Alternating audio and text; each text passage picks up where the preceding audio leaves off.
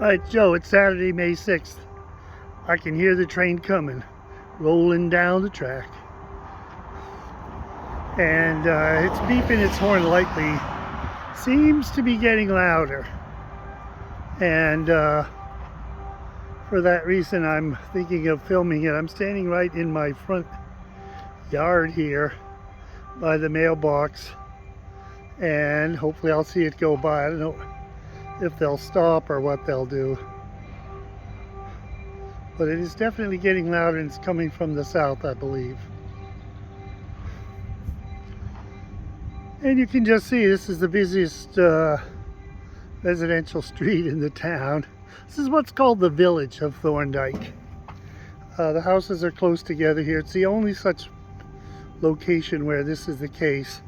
Post office and a corner store used to be here, along with railroad repair facilities, and they've all kind of splatted out into other parts of Thorndike, but the houses remain. I like my neighbors. Yeah, it's definitely getting right there. Okay, we got a guy walking across the street. It's kind of a test here. Oh, they've got tourists on board.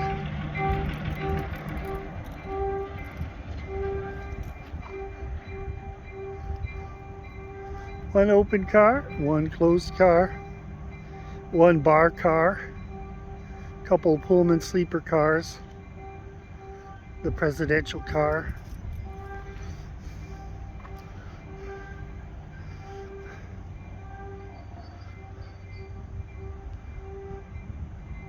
And there's the caboose. So that's going to be the end of it.